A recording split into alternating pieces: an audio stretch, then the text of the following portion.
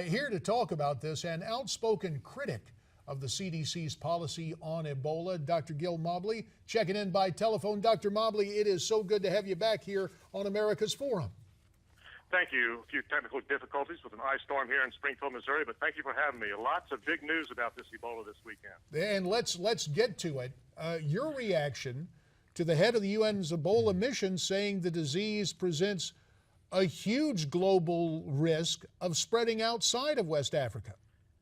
We've known this since summer. We've known that we can't get in front of this, and that's inevitable, and I've been saying it publicly since September, as you know.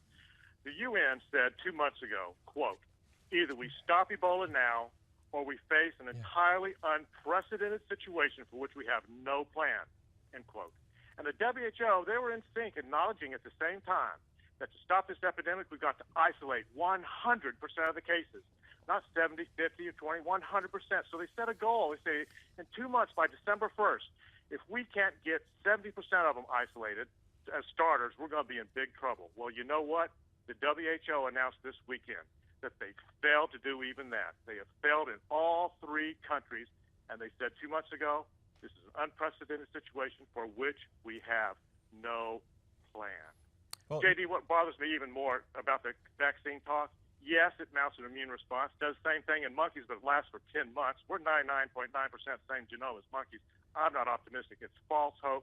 Just as they're saying, it's false hope that the cases have stopped increasing in numbers over there. That freight train's still coming at us at 91 miles an hour. It may not be coming 92, 93 and increasing the speed, but it's still coming for us. We've lost the battle there. It's bad news no matter where you cut it, JD. Well, Doctor, you've said the CDC was lying to the American people, but now there seems to be a kind of radio and television silence from them and anybody else associated with the federal government about Ebola. What's going on here? Well, I worry that it might be a dose of incrementalism. We've known that the international community is slow to respond. We've known that this is spiraling out of control, and we've known that this is going to be crossing borders. It seems like it is either incompetence or a dose of incrementalism.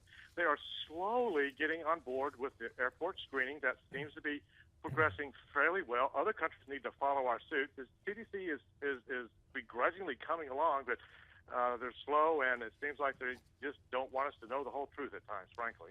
Dr. Mobley, we began the report by citing the president's request for $6 billion from Congress to fight Ebola, allegedly both here and abroad.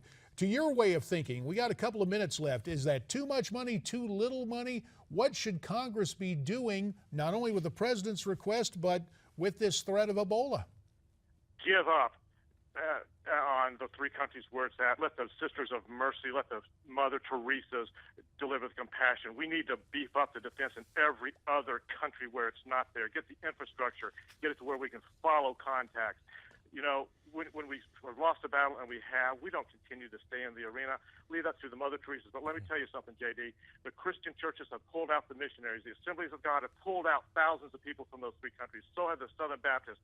That is the hypocrisy. If we're going to tackle this, it's going to take the people of faith and the governments and every individual to do what they can. It is absolutely hypocrisy that the missionaries that have been there for 20 and 30 years that would want to go down with these tribes, that have the schools, that have the infrastructure, that follow the money because corruption is endemic, that we've pulled them. That is a large part of the problem, JD.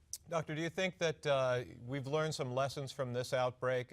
And particularly, I'm wondering if you think that the vaccines and some of the developments that have been made with experimental drugs will put us in a better stead in the future when there are future outbreaks like this. Yes. We need to make sure our public health system is robust, to beef up the surveillance system, to beef up the testings for the vaccines. As I mentioned a few minutes ago, I am not remotely optimistic about this vaccine. It's an RNA virus. So is HIV. So is Hep C. I'm not any more optimistic that this is going to be any more effective than our inability to get those. Let's hope and pray I'm wrong. Dr. Gil Mobley, we appreciate the fact that you continue to monitor what is going on there and offer your unvarnished assessment of what needs to be done to deal with this international threat of Ebola. Dr. Mobley, we hope to have you back again in the not-too-distant future. Thank you. Happy holidays to you folks. Yes, sir. Well, it's tough news, but we'll continue to report it as America's Forum continues here.